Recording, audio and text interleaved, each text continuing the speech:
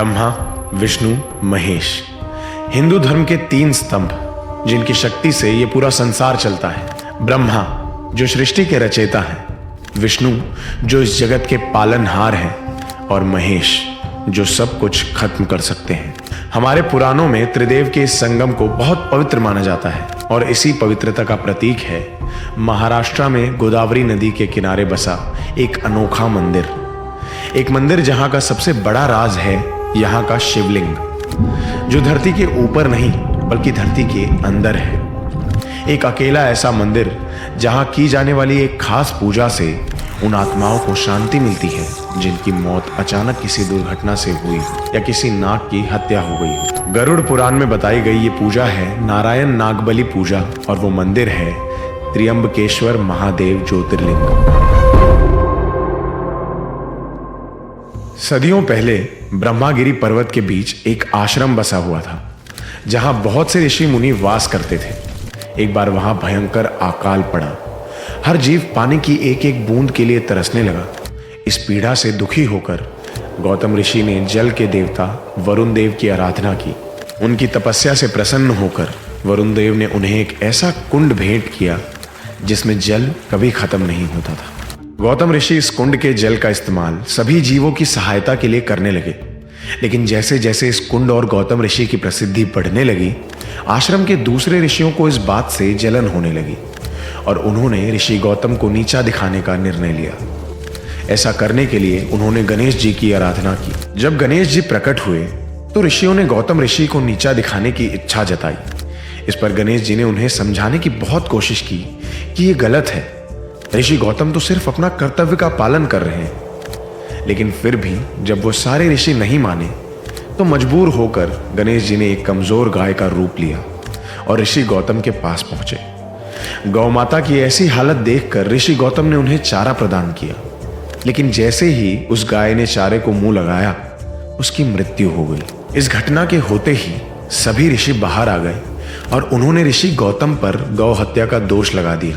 सभी ऋषियों ने मिलकर ऋषि गौतम और देवी अहिल्या पर पत्थर फेंककर उन्हें आश्रम छोड़कर जाने पर मजबूर कर दिया। गौतम ऋषि इस घटना के कारण बहुत दुखी हुए। अपने इस पाप का प्रायश्चित करने के लिए वे शिव जी की तपस्या में लीन हो गए। आखिरकार शिव जी ने उन्हें दर्शन दिए। तब उन्होंने महादेव के सामने गौ हत्या के पाप से मुक्ति पाने की इच्छा रखी। शिव जी पहले से ही सब कुछ जानते थे। उन्होंने ऋषि गौतम को बता दिया कि ये सब बाकी ऋषियों की एक चाल थी। पर क्रोधित होने की बजाय ऋषि गौतम खुश हो गए क्योंकि इसी चाल के कारण उन्हें महादेव के दर्शन प्राप्त हुए थे। और तब ऋषि गौतम ने सिर्फ अपने ही नहीं बल्कि सारी धरती के जीवों के उद्धार के लिए शिव जी से प्रार्थना की कि वो देवी गंगा को धरती पर प्रकट करें। शिव जी की आज्ञा से देवी गंगा प्रकट हुई और गौतम ऋषि को उनके सभी पापों से मुक्त कर दिया, लेकिन धरती पर रुकने से इनकार कर दिया। गंगा जी ने कहा कि उनका वास वही है जहां शिव जी का वास है और इसीलिए गौतम ऋषि ने शिव जी से देवी गंगा के साथ रुकने की प्रार्थना की। भगवान शिव ने इस स्थल पर निवास करना स्वीकार किया और देवी गंगा ने भी अपना स्थान ग्रहण किया और इसी तरह त्र्यंबकेश्वर मंदिर का जन्म हुआ, जहां शिव जी का ज्योतिर्लिंग दक्षिण गंगा यानी गोदावरी के किनारे स्थापित है। हर साल लाखों भक्त यहां अपने पापों से मुक्ति के लिए आते हैं। 12 ज्योतिर्लिंग में से एक होने के कारण यह मंदिर हिंदू धर्म का एक महत्वपूर्ण तीर्थ स्थान है। लेकिन इस मंदिर की सबसे खास बात है इसमें स्थापित शिवलिंग। त्र्यंबकेश्वर मंदिर में बसा अद्भुत शिवलिंग दुनिया का अकेला ऐसा शिवलिंग है जो जमीन के ऊपर नहीं बल्कि जमीन के अंदर एक छोटी सी कैविटी में स्थापित है।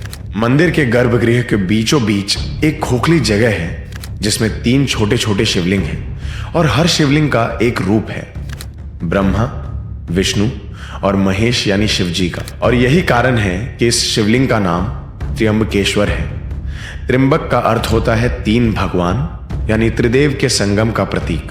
सिर्फ यही नहीं, इस शिवलिंग से कई प्रकार के सिंबलिज्म जुड़े हुए हैं। शिवलिंग की 3 आंखें सूर्य, चंद्र और अग्नि को सिंबलाइज करती हैं और इस शिवलिंग की पूजा केवल एक देवता नहीं बल्कि एक साथ तीनों देवताओं यानी त्रिदेव की पूजा के समान होती है।